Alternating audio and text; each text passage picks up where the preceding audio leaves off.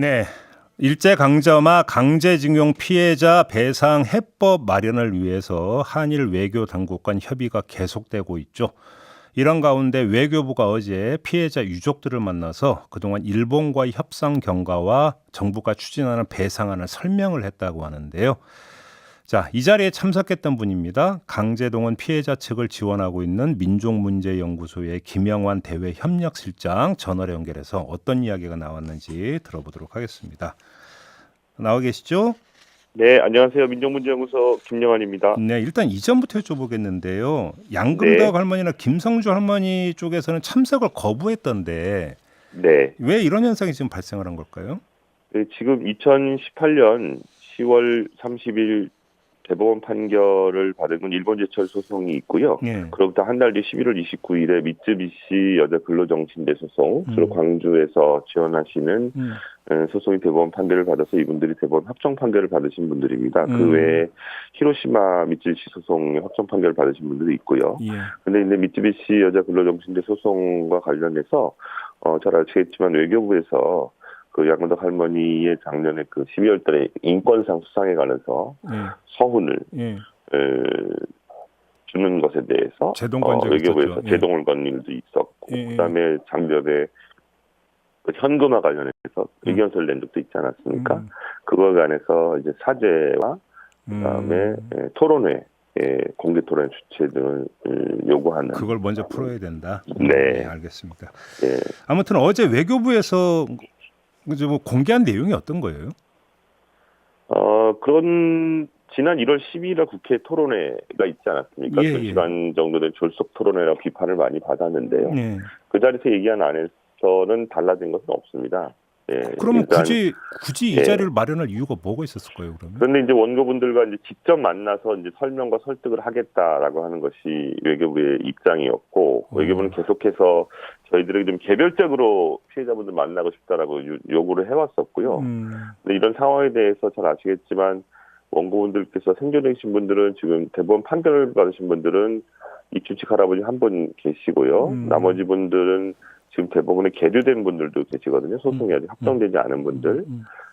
고령이시고 그다음에 그 유족분들 같은 경우에는 이 상황에 대해서 잘 모르시는 분들도 계시기 때문에 저희들은 좀 함께 집단으로 만났으면 좋겠다라고 대리인께서 파해서 그래서 요거를 계속 해왔고 그래서 이제 어떻게 보면 외교부가 이제 직접적으로 정부 안에 대해서 설명하고 설득하는 과정 절차라고 이렇게. 근데 지금 실장님 설명을 듣다 보니까 더 뭐한 게 이게 선호가 바뀐 거 아닙니까? 그러니까 토론회에서 그 방안을 발표하기 전에 오히려 만나서 설명하고 설득하는 게 먼저 있었어야 되는 거 아닙니까? 그게 저희들 참 의아하고 이상하다고 생각하는 부분인데요. 1월 10일 날 국회 토론회에서 이제 외교부의 입장이라고 하는 것이 일본으로부터는 더 이상 뭐 받아내기 힘들다.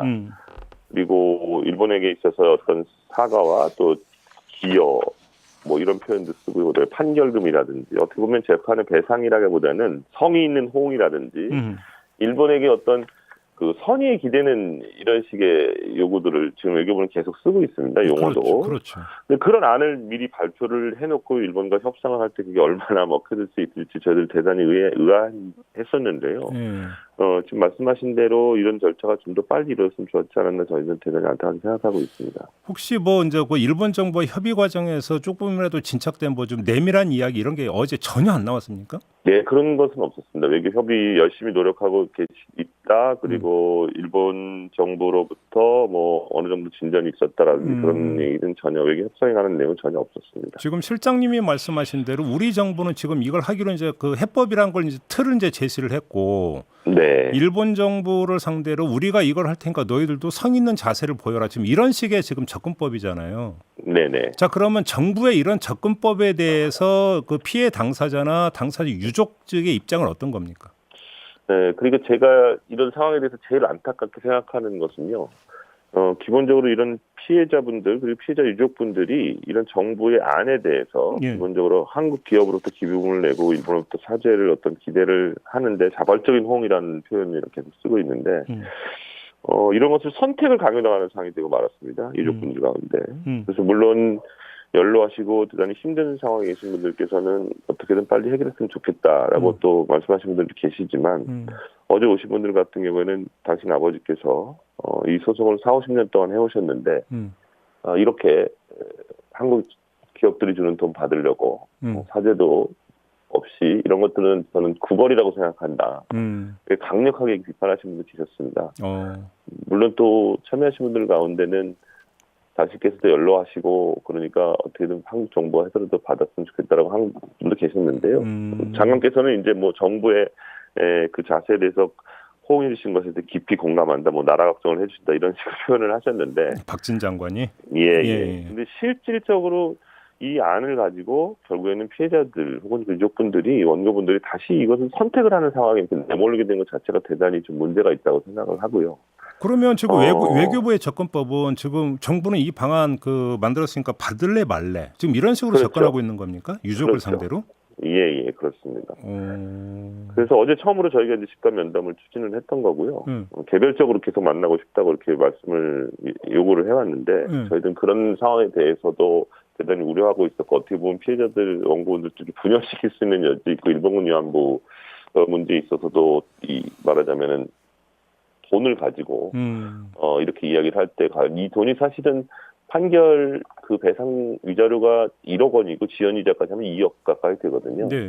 그런데 그것을 가지고 받으시라고 이렇게 얘기할 때 그거 못 받겠다, 안 받겠다. 물론 양원덕 할머니, 이춘식 할아버지 명확하게 의견 표시하셨지만 보통 이렇게 선택하기 쉬운 일은 아니라고 저는 생각을 하거든요. 네. 근데 그런 상황을 만든 것 자체에 대해서 저는 대단히 좀 안타깝게 생각을 하고 있습니다. 그러면 그래서 이제 받을래 말래 만약 이렇게 이제 나왔을 경우에 그 피해자 측에서 입장이 갈리면서 분열될 가능성이 있는 거네요. 그러면 그렇죠. 근데 이것은 뭐 분열이라기보다는 네. 워낙 원고분들 많으시고 어제 참석하신 분들만 해도 한 40여 분, 40여 분 정도 되거든요. 네. 그러니까 각각의 사정이 있고 또 가족들마다 이유도 있고 또 다르고 또 그런 것들은 의견이 다른 것은 저는 당연하다고 생각하고 지금 당연스러운 것이라고 생각을 하는데요.